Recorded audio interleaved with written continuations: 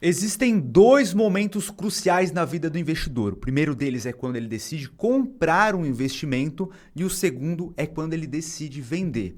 E é nesse momento que o pessoal costuma fazer muita cagada. Então, esse vídeo aqui é extremamente importante que você fique até o final para entender realmente quando vender um ativo. A hora de vender um ativo é tão importante ou mais importante do que a decisão de comprar esse ativo, tá? Então, existe a forma certa e a forma errada. Começando então pela forma errada, como você não deve racionalizar essa venda, tá? A primeira delas é quando você tem lucro. Como assim, Felipe? Pô, tive lucro, não posso vender então? Não, cara, porque você precisa fundamentar a tua decisão de investimento. Se você está vendendo só porque teve lucro, você está sendo um especulador, você não está sendo um investidor. Quem tem a mentalidade de investidor analisa todo o negócio, compreende o modelo de negócio e investe visando o longo prazo, a construção de patrimônio.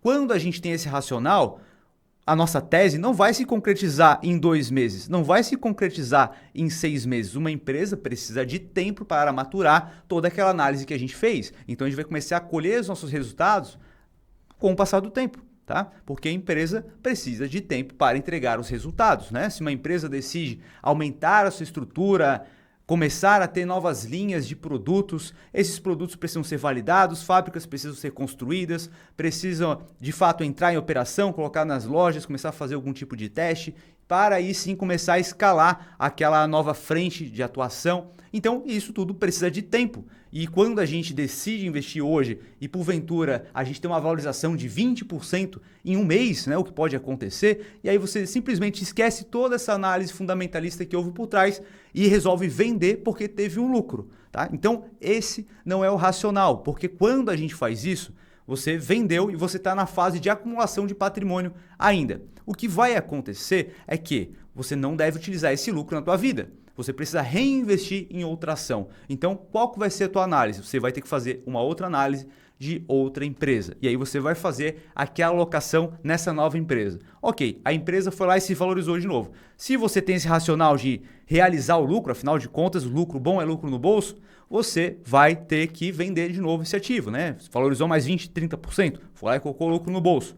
Legal, agora você tem que achar outra boa empresa. E será que você tem a capacidade real de achar tantas boas empresas num período curto de tempo? Assim, provavelmente você vai vender um bom ativo para trocar por um péssimo ativo. E esse ativo, posteriormente, pode te dar prejuízo. E aí o que acontece? A gente vai para o segundo erro, que é vender porque teve prejuízo. Então, você está lá, investiu num ativo e ele começou a se desvalorizar, né? Comprou lá por 10 e caiu para 8, caiu 20%. Meu Deus do céu, o que está acontecendo? Caiu 20%, estou perdendo todo o meu patrimônio, essa empresa é um lixo. Meu Deus do céu, pô, o que eu fui investir? Meu pai amado. E aí vai lá e vende, realiza o prejuízo. Sendo que na fundamentação, de fato, não houve nada. Nada aconteceu com aquela empresa. É uma dinâmica comum do mercado. Tá? Essa oscilação. O nome se chama renda variável justamente porque varia, né? O preço vai variar na tela. Então você precisa ter a consciência de que sim, pode cair 10%, pode cair 20%. Porém, olhando para os fundamentos, o que a gente tem de fato? Mudou alguma coisa? Como é que está o resultado? Como é que está a receita? Como é que está o EBITDA? Como é que está a entrega dos produtos? Como é que está o aumento da base de clientes? O que está acontecendo? Como é que está o ROI da empresa? Tudo, a gente precisa analisar tudo, individualmente está crescendo, o que aconteceu aqui para ela ter essa queda? Ou será que simplesmente foi uma realização de mercado, uma oscilação, talvez saia alguma notícia ali que acabe nem afetando aquele mercado, mas acaba afetando o mercado como um todo e isso faz com que aquela empresa tenha tido uma desvalorização pontual naquele momento? E aí, nesse caso, seria um momento de comprar mais, afinal de contas, a gente vai reduzir o nosso preço médio para poder ter uma lucratividade maior a longo prazo, tá? Então, tudo isso a gente precisa colocar em mente. Então, a gente vender simplesmente porque teve lucro ou teve um prejuízo não é motivo para a gente vender, beleza? E isso leva a gente para o segundo ponto, que é o Daniel Kahneman, que é um investidor e psicólogo que ele desenvolveu uma tese sobre a aversão à perda, tá? Então ele gerou esse gráfico aqui que ele acaba mostrando pra gente, né? Ele explica pra gente aqui que a dor de perder R$ 1.000, por exemplo, é superior à felicidade de ganhar R$ 1.000, né? Então é uma tese que vários psicólogos também discordam, mas essa lógica aqui no mundo dos investimentos, na prática a gente acaba percebendo que é verdadeira, tá? Então aqui, o que significa isso daqui? Ele fala, né? Por exemplo, se você, vamos considerar que isso aqui é 5%, então você teve um ganho de 5%. Isso te traz um nível de felicidade aqui por volta de 18% aqui na escala que ele trouxe pra gente. Agora, se você tem uma perda de 5%, essa perda ali no teu nível de emoção, né, a dor da perda agora, é muito mais severa, né, é muito mais intensa, digamos assim, do que a felicidade de ter ganhado 5%. Então, essa intensidade aqui, digamos, vai lá para casa de 40%, a tua dor ali de perder. Ou seja, quando a gente olha para o mercado de fato, é isso que acaba acontecendo com a maior parte dos investidores que não tem um racional bem alinhado, não sabe fazer a análise dos ativos ali e compraram simplesmente porque viram alguém falar que era uma boa e tal, e aí investem sem entender por que investiram. E aí, simplesmente, eles não investem com base na razão e tomam as decisões posteriores com base na emoção. Então, se ele teve uma valorização, ele vai tomar a decisão com base na emoção, que é o medo de perder aquele lucro que ele já teve. Então ele quer vender, ele quer realizar, ele quer colocar no bolso. E caso ele tenha tido um prejuízo, ele quer vender também, porque agora ele não sabe o que vai acontecer, ele não sabe fazer uma análise aprofundada e clara para saber o que está acontecendo com aquela ação. Então ele prefere vender, porque ele acha que é o fim do mundo ali, aquela ação vai quebrar, né? Afinal de contas, pô, quer o 10, 20%? Meu Deus, né? Vou vender isso daqui. E aí simplesmente ele deixa de ter ganhos futuros posteriores. Então, por exemplo, quando a gente recomendou a compra de Nvidia, inclusive não é para comprar Nvidia agora, mas a gente recomendou lá atrás, quando ninguém estava olhando Nvidia, e quando a gente recomendou, no mês seguinte ela caiu 10%. Então, aquele cara que ficou com medo e vendeu, ele deixou de ter toda a lucratividade que a gente teve posteriormente. A ação já se valorizou mais de 200% em um período de um ano. E aí sim, a gente pode agora pensar em vender, e a gente vai falar sobre isso até mais à frente, tá? Mas a lógica é a gente manter esse investimento ao longo do tempo como sócio desse negócio, tá? Então, vamos lá, próximo ponto, que é como minimizar o impulso de vender com base na emoção. Então, a gente tem aqui 3 pontos. Diversificação da carteira, isso aqui é fundamental, tá? Então, a gente tem aqui, primeiro exemplo, se a gente tem uma alocação em um único ativo, e esse ativo, né, vamos dizer lá, a gente comprou 1.000 ações por R$10, ou seja, a gente investiu R$10.000 aqui nessa ação, e essa é a única ação que a gente tem. E aí, o preço de mercado caiu, né? Essa ação estava por 10, caiu para 6. Agora, o nosso patrimônio é de R$6.000. Teve uma queda aí, uma desvalorização de 4.000, ou seja, uma queda de 40%. E aí, o que você faz, né? Pô, vou vender, vou realizar isso daqui, porque você colocou uma posição muito maior do que deveria. Então a gente precisa sempre levar em consideração qual é a parte do meu patrimônio que eu posso colocar aqui, que eu não vá ficar desconfortável vendo uma queda no meu patrimônio. E da mesma forma que eu falei anteriormente, essa queda aconteceu agora, mas logo mais na frente, se os fundamentos não se abalaram, ela vai seguir a lucratividade, tá? Se a gente pega os gráficos das empresas a longo prazo, aumenta o horizonte de tempo. Não fica olhando aquele gráfico lá de 3 meses, de 6 meses, de 1 ano, porque aí vai ser uma loucura, tá? O mercado fica tentando precificar hoje o que pode acontecer no futuro. Então, no curto prazo é uma loucura. Se a gente olha um gráfico ali com um horizonte de 15, 20 anos, você vai ver se o lucro está subindo, a cotação vai subindo. É claro que sobe caindo, mas ela vai subindo, tá? Então, é essa lógica que você precisa seguir. E agora, quando a gente diversifica o nosso patrimônio, o que acaba acontecendo é o seguinte. Então imagina, a gente fez um investimento lá anteriormente de R$10.000, imagina que a gente pega os R$10.000 e a gente aloca em 10 ativos diferentes, diversificado em setores diferentes, com modelos de negócio diferentes e níveis de risco diferentes também. Então vamos lá, aquele primeiro ativo que você investiu, sim, teve um prejuízo lá, né? Até o presente momento está dando prejuízo. Teve prejuízo de 40%. Só que agora não foi um prejuízo de 4.000, foi um prejuízo de 400%. Em contrapartida, a outra ação que você investiu se valorizou 20%. Outra empresa se valorizou 50% no mesmo período. Agora outra 20% negativo, outra 10% negativo. De tal forma que a gente consegue diversificar o nosso patrimônio e a gente olha para aquele ativo inicial que teve uma queda de 40% e consegue ter uma análise mais racional e entender, será que perdeu o fundamento para que eu possa vender esse ativo aqui? Ou simplesmente foi uma queda que acaba acontecendo mesmo e o momento é ideal para que eu compre mais dessa mesma empresa. E aí a gente consegue ter um pouco mais de calma. Afinal de contas, se a gente pega a média da nossa carteira, ela está positiva, mesmo tendo uma ação que se desvalorizou muito. E isso traz uma tranquilidade maior para a gente, tá certo? Então, esse é um dos pontos que a gente pode mitigar aquele impulso inicial de querer vender algo porque valorizou muito ou porque teve um prejuízo muito grande, tá? Então, diversificar é um dos pontos principais, tá? Outro ponto que eu quero trazer para vocês aqui, deixa eu puxar aqui para o lado, é o terceiro ponto, sobre diversificação macro e micro. Então, como que a gente acaba fazendo esse tipo de diversificação, né? Então, a diversificação macro, a gente vai ter lá, a gente vai pegar o nosso patrimônio total que a gente quer alocar em investimentos e a gente vai decidir, pô, eu quero ter 60% em renda fixa, eu quero ter mais 20% em ações, 10% em fundos imobiliários, né? E o restante eu quero dividir entre stocks e REITs. Ou não, quero ter muito mais stocks e REITs porque eu quero investir no exterior, não me sinto confortável em ter uma parte grande do meu patrimônio no Brasil. Então, cada pessoa vai ter um perfil diferente para fazer essa alocação macro. Então, algumas pessoas vão ter muito mais aversão à perda e essas pessoas vão iniciar investindo mais em renda fixa, vou colocar mais em renda fixa. Agora, a pessoa já é mais experiente, já está ali 6 meses, 1 ano, 2 anos no mercado financeiro, já compreendeu a volatilidade e tal, já não fica tão abalado ali quando uma ação começa a cair, porque sabe que posteriormente ela vai subir, já se acostumou com aquela volatilidade, pode começar a aumentar mais a exposição em renda variável, porque no final do dia,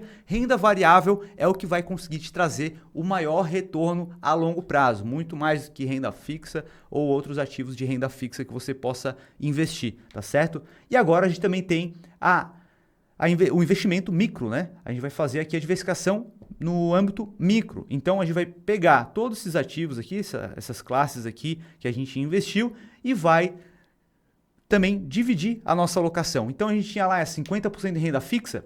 Agora, quanto desses 50% eu vou colocar num CDB, numa LCI, numa LCA, num Tesouro Selic, num Tesouro IPCA, Tesouro Prefixado? Quantos por cento dessa carteira ali que eu determinei vai para esses tipos de investimento? Mesma coisa em ações. Decidi que eu ia ter 20% em ações, quanto desses 20% vai para o setor financeiro, setor de tecnologia, saúde, consumo, energia, industrial, imobiliário, transporte, alimentício? E cada setor responde ao cenário macroeconômico de uma maneira diferente. Isso traz uma proteção para a gente também. Da mesma forma, os fundos imobiliários, a gente tem vários tipos de fundos imobiliários, tem os fundos de papel e aí tem os de tijolos aqui, né? Que aí vão ter vários tipos de edifícios comerciais, shopping centers, galpões logísticos, galpões industriais, hospitais, escolas, hotéis, né? Aqui a gente também tem as estoques que são bem similares às ações. E os REITs, que são uma espécie de fundo imobiliário, muito entre aspas, que são diferentes, tá? Eles têm características diferentes e também a gente consegue ter outras diversificações aqui dentro também. Então, nos REITs a gente também tem data centers, a gente tem torres de telecomunicação, cassinos, instalações esportivas, marítimas, terras agrícolas, né? Então a gente consegue diversificar muito o nosso patrimônio em várias frentes, de tal modo que se um lado está indo mal, o outro está indo bem e acaba compensando, tá certo? Então, isso traz uma segurança muito maior para a gente, uma tranquilidade para a gente tomar as decisões de forma racional.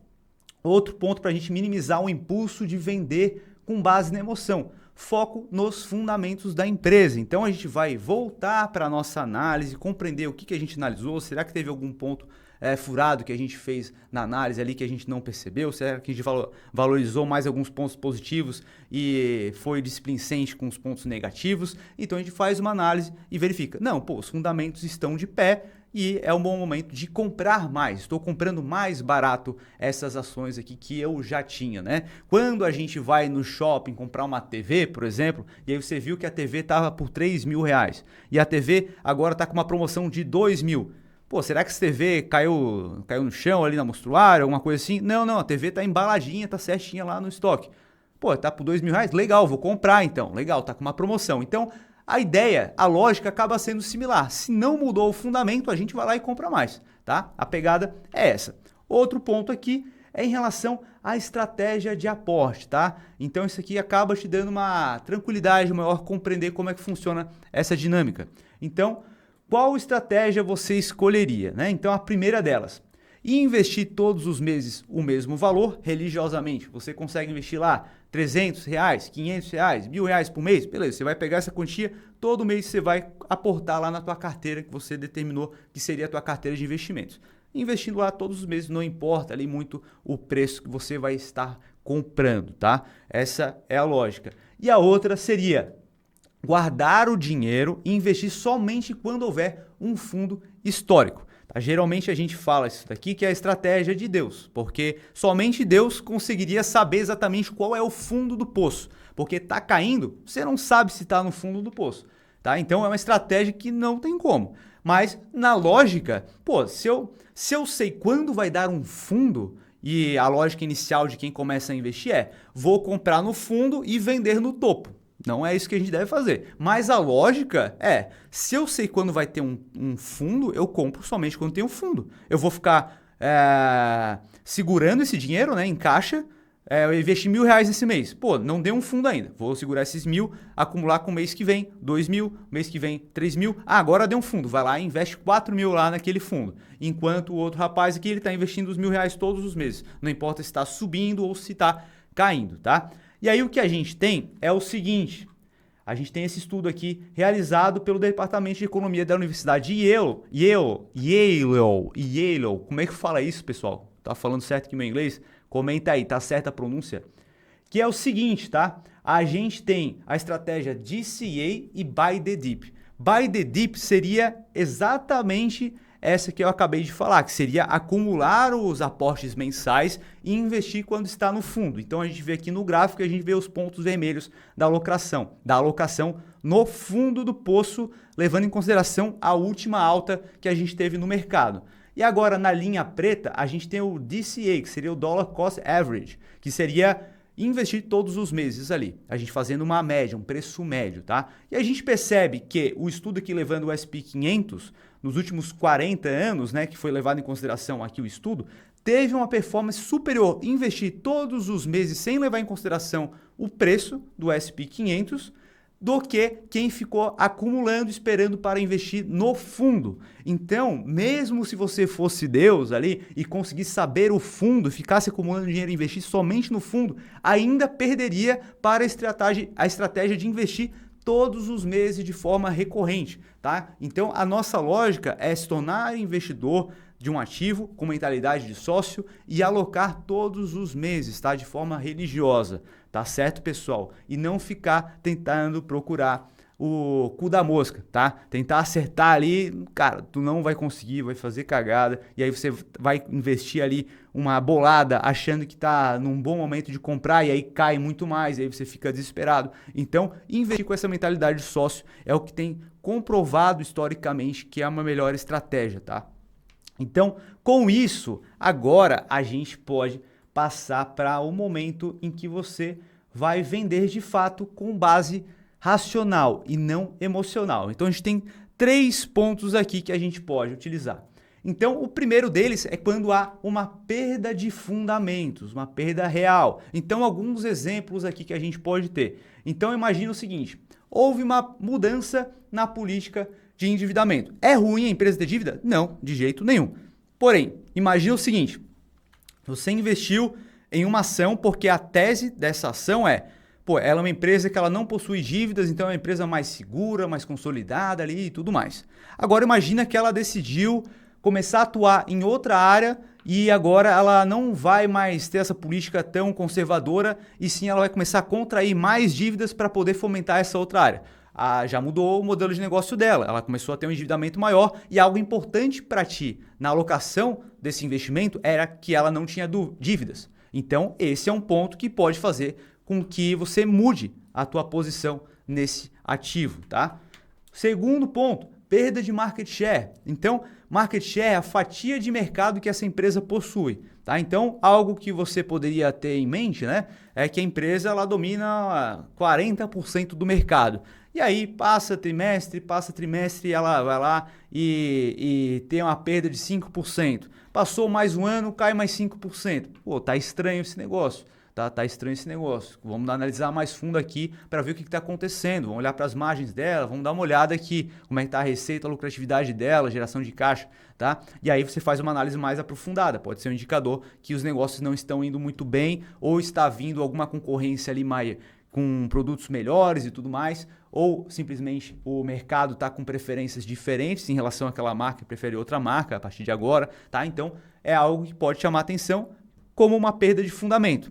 Outro ponto, mudança no setor de atuação, né? Então, aqui, por exemplo, preferência do consumidor, acabei de falar uma delas, né? Novas tecnologias, então, a empresa ali é de um segmento tal ali que lida com público online ali, ou então ela presta serviços de hospedagem de site, alguma coisa assim, e surge uma tecnologia muito diferente daquela tua e os consumidores estão migrando para essa tecnologia e a empresa não está conseguindo acompanhar essa nova tendência, então pode ser um motivo de venda também. Outro ponto, regulações. Então, por exemplo, agora a gente está com a reforma tributária. Talvez tenha aquele imposto punitivo, né? Então a gente olha para o setor de energia, empresas do setor de energia que tem geração suja, digamos assim, podem ser penalizadas com um imposto a mais. Então, as empresas elas podem migrar ali, querer migrar mais para a parte de energia eólica. Então, empresas que já atuavam nessa área podem ter um benefício específico, tá? Então, são coisas que a gente pode se atentar para tomar a nossa decisão, tá? Que são coisas que podem mudar o fundamento de fato que a gente teve inicialmente, tá? E a gente precisa reavaliar isso de tempos em tempos. É claro que você não vai ficar reavaliando isso toda semana, todo mês, tá? A cada 6 meses, a cada 1 ano, dependendo da empresa, é um tempo ok para fazer a reanálise dos ativos, tá? Conforme eu já falei anteriormente, uma empresa ela não muda seus fundamentos da noite para o dia, não muda da noite para o dia. Então, pode ter calma nesse sentido, tá? Outro ponto, alteração da estratégia. Então, por exemplo, Itaúsa, né? Para quem não sabe, Itaúsa é a holding controladora do Banco Itaú, tá? E ela tem outras empresas aqui no seu guarda-chuva. Ela tem a XP Inc., tem a Alpargatas, Dexco, CCR, Agea, Copa Energia, NTS. Porém, se a gente pega mais de 90% da receita de Itaúsa vem de Itaú. E muitos investidores investem em Itaúsa pelo chamado desconto de Itaú, pela Itaúsa. Depois a gente pode falar sobre isso em outro vídeo especificamente que não vai fugir do nosso foco. Então, tenha em mente, o cara investiu em Itaúsa para investir em Itaú com desconto. E aí o que acontece? A Itaúsa muda a estratégia dela. Cara, a gente está muito exposto em Itaú e a gente não quer mais isso. Vamos vender 50% da nossa exposição em Itaú e vamos começar a comprar várias outras empresas de vários outros segmentos. Era isso que você queria ou queria simplesmente ter exposição em Itaú? Então, se isso for o caso, seria o momento de vender esse ativo, tá? Então, é um exemplo mais esdrúxulo, mas para fique claro aqui que a estratégia da empresa pode mudar. Então, você precisa se atentar a isso, tá? Outro ponto, perda de vantagens competitivas. Então, se a gente olha a Cielo lá atrás, o que aconteceu com a Cielo? A Cielo nadava de braçada nesse mercado de maquininhas, né? Foi a pioneira, só tinha ela. Então, o que acontecia lá atrás, né? Aqui a gente tem um gráfico que mostra em verde a lucratividade dela. Então, até veja, né? Que eu falei anteriormente sobre o lucro subindo e veja a cotação.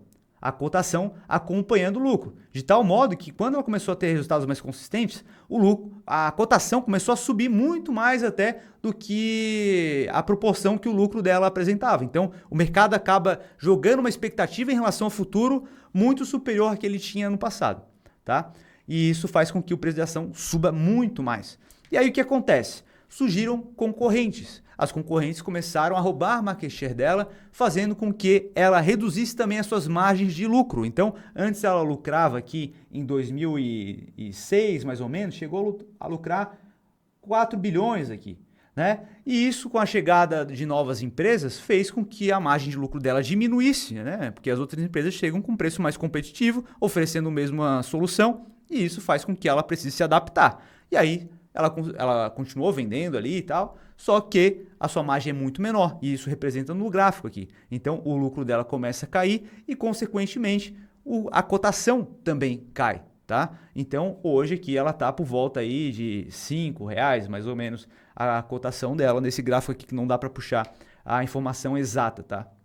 Então, a gente vê isso justamente nos resultados dela, tá? A gente percebe aqui que ela entregava uma receita na casa aí de 6,4 bilhões aqui em 2014, 6,9 em 2015, 7,3 em 2016, com uma lucratividade aqui bastante alta, uma margem de lucro aqui de 50, 51, 50, chegou a 56%, ou seja, nadando sozinha. E o que acontece é que a concorrência veio e começou a reduzir essa margem dela. Então veja aqui, 2018 já caiu para 49%, 2019 30%, 2020 10%, 2021 19% e reduziu aqui pela metade, né? Aquela margem de 50% caiu para a média aí de 25%. E isso também a sua lucratividade. Antes ela tinha um lucro aí de 4 bi, agora na faixa de 1,8, tá? Então, para que a empresa volte para aquele patamar anterior, ela precisa apresentar resultados similares aos anteriores e expectativas de crescimento que as pessoas tinham no passado em relação a ela, tá? Então, não basta ela voltar a ter um lucro de 4 bilhões, ela também precisa gerar uma expectativa de crescimento similar ao que ela tinha no passado para poder ter aquele mesmo preço de anteriormente. Então, quem olha para o gráfico ali, olha, ela já valeu R$40 por ação e agora está por 10, então em algum momento vai voltar para os 40. Não é isso. O gráfico ele reflete a realidade, tá? Então, tenha isso em mente. Próximo ponto que a gente tem aqui, geração de fluxo de caixa. Então, a galera acaba olhando muito para a lucratividade, é legal, a empresa tem que dar lucro ali e tudo mais, mas ela também precisa fazer com que esse lucro sobre, ele vire caixa. Então a gente olha o fluxo de caixa livre, tá? Então é outro indicador que você pode olhar. Beleza, em alguns momentos ali ela pode ter um fluxo de caixa negativo, mas não pode ficar um fluxo de caixa negativo durante um período muito tempo, tá? Ela precisa ter um fluxo de caixa positivo para que o negócio seja saudável. E agora a gente vai para o nosso segundo ponto aqui de forma certa de venda. Então, preço descolou muito da realidade. Então tenha em mente o seguinte, a gente está na fase de construção de patrimônio, a gente quer permanecer com aquela ação que a gente acredita que vai se valorizar muito ao longo do tempo, tá? Só que se em algum momento essa ação ela descola muito do seu preço justo, não faz muito sentido, porque a gente permanecer com ela, beleza, a gente está tendo uma valorização ali, só que em algum momento o mercado vai realizar esse lucro aí. O mercado vai ficar mais pessimista, ele vai voltar. Então, o que acabou acontecendo com a NVIDIA? Ela ainda está com uma bela valorização, pode valorizar mais ainda, só que a gente recomendou essa ação lá atrás e a gente já teve uma valorização de mais de 200%. E na nossa análise, né, a gente percebe que o mercado ficou bem irracional com esse papo de inteligência artificial e embutiram um preço, uma expectativa em relação ao futuro dela, que a nosso ver acaba sendo desconexa com a realidade nesse momento. Então, em 2022, ela estava com uma relação de preço pelo lucro de 36,8 vezes o lucro que ela entrega no acumulado do último ano de 2022, né? Então pega 2021 até o período de 2022, tá? Caso fosse trimestral, mas aqui pega, nesse caso aqui especificamente, pega 2022 inteiro. E aí a gente compara com o acumulado atual, tá? E a gente está com PL de 235 vezes. E isso é muito, tá? Então o mercado está embutindo uma expectativa de crescimento dela futura bastante exagerada. Foi até o que acabou acontecendo com o Magazine Luiza no passado, né? Então, o Magazine Luiza começou a ser a pioneira aqui no Brasil com a parte de e-commerce e tudo mais, começaram a bombar ali, vender bastante, papapá. Beleza, entregou aquele resultado e aí o mercado começou a achar que ela ia começar a crescer naquela proporção que ela cresceu anteriormente. E aí jogou o PL dela para mais de 400 vezes, se eu não me engano. E simplesmente, se tu bota na ponta do lápis, a expectativa que o mercado estava embutindo em Magazine Luiza é que Magazine Luiza se tornaria a próxima Amazon. Será que seria a próxima Amazon? Pô, não faz muito sentido isso. Então, o mercado tem essas irracionalidades de vez em quando. E a gente precisa ter a cabeça fria para poder perceber esses pontos, tá? Então, a meu ver, é o que acaba acontecendo um pouco aqui com o NVIDIA, porque a gente fez algumas projeções, então é claro que a gente joga lá no nosso modelo, mas só para você ter uma ideia, né? A gente leva em consideração aí um crescimento composto anual nos próximos 5 anos de 40% da receita, 25% para os próximos 10 anos seguintes, tá? E a gente teve um valuation aqui de 300 bilhões de dólares. E o valuation dela, o valor de mercado atual dela está na casa de 1,1 trilhão de dólares. Então, mesmo que ela cresça nessa proporção aqui, ela chegaria ao valor de 300 bilhões. Então, tá desconexo com a realidade a nosso ver, tá? Então, com isso, a gente acredita que seja um momento de realizar pelo menos uma parte. Então, por exemplo, na nossa carteira, ela se valorizou por volta de 250%. Então, a gente vende uma parte, a gente coloca esse lucro no bolso de fato, e caso ela continue se valorizando, a gente tem uma exposição lá. Mas agora o nosso principal que foi investido já não está mais em risco. Então, se a gente colher os benefícios dela continuar se valorizando, né, surfando a irracionalidade do mercado, a gente vai surfar isso. Mas o principal já está no bolso com uma margem de lucro ainda, e a gente pode alocar em outras empresas que a gente entende que estão descontadas e tem uma possibilidade de valorização maior no futuro, beleza? Outro ponto que a gente tem aqui é em relação a novas oportunidades. Então, quando a gente está começando a construir nossa carteira, beleza, cada novo aporte tem uma representatividade bastante elevada na nossa carteira. Então, não faz muito sentido a gente se desfazer de um ativo para investir em outro. Acaba sendo um erro, na verdade. Agora, quando a gente é mais experiente e já tem um patrimônio relevante, então, pô, tu vai investir R$1.000 na tua carteira, só que a tua carteira já está sendo construída aí há 10 anos. Então, já tem um valor relevante investido, tá? Então, por vezes, né, a gente se depara com uma ação nossa que já se valorizou muito e a gente está olhando para o mercado atualmente e a gente vê várias oportunidades escancaradas ali na nossa cara, berrando ali, pô, me compra porque isso aqui é uma oportunidade de ouro. Beleza, nesse caso, como a gente não tem dinheiro infinito, a gente pode se desfazer de algum ativo que faça sentido de acordo com a nossa estratégia para comprar outra ação. Então, essas daqui são as 3 principais formas aqui que eu vejo que acaba sendo interessante, tá? E agora eu tenho uma missão para te dar, cara. Tenho uma missão para te dar que é a seguinte: você precisa se inscrever aqui no canal, cara. Se você não está inscrito aqui no canal e curtiu o vídeo, tem que se inscrever apertando o botãozinho vermelho ali, você não paga nada para isso, e também ativa a notificação. Fazendo isso daí, a tua carteira aí provavelmente já vai se valorizar imediatamente 1%. Faz isso e comenta aí para ver se deu certo aí, essa tua carteira aí, se valorizou ou não, tá? E outro ponto também é em relação a, se você tá aqui até agora, né? Provavelmente você curtiu o vídeo. Então, se você gostou do vídeo, deixa um dedo no like aí para eu saber que você curtiu. E se não curtiu, dá um dislike mesmo aí e manda para um inimigo, beleza? E agora também vá lá no meu Instagram, que é bem esse daqui, ó. O Fê Guimarães. Eu abro caixinha de perguntas todos os dias lá pra gente trocar uma ideia. Fechou? Fica por aqui agora o nosso papo. Agora eu vou deixar um vídeo bem aqui que eu acredito que vai gostar e a gente se vê no próximo vídeo. Um abração.